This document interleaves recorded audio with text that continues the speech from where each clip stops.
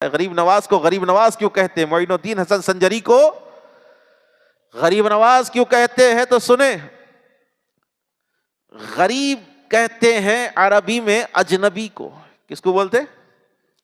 اجنبی کو۔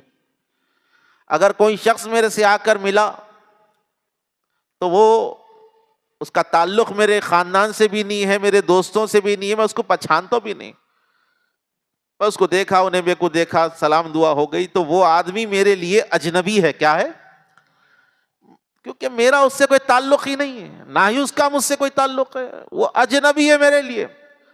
غریب نواز کو غریب نواز اس لیے کہتے ہیں، معین الدین حسن سنجری کو غریب نواز اس لیے کہا جاتا ہے کہ آپ کے دربار پر اپنے آتے تو بھی آپ ان کو نوازتے، پرائے آتے، کوئی بھی آؤ آپ کے دربار کے اوپر، بھوکے آتے تو کھانا کھا کر جاتے۔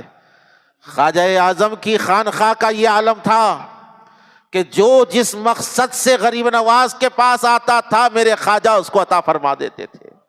سرکار غریب نواز کے پاس کوئی بھوکا آتا تو اس کو پیٹ بھر کر کھانا کھلایا جاتا۔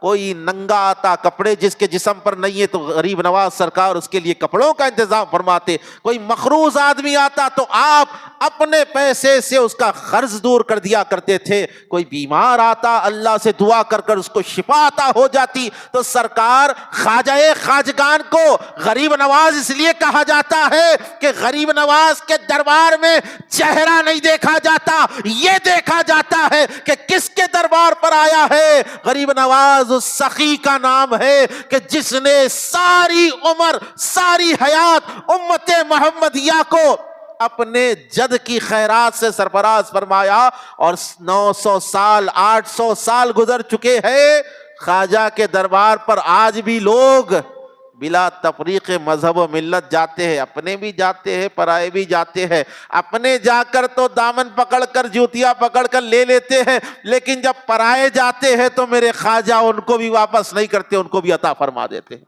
اسی لیے غریب نواز کہتے ہیں، اسی لیے غریب نواز کہتے ہیں۔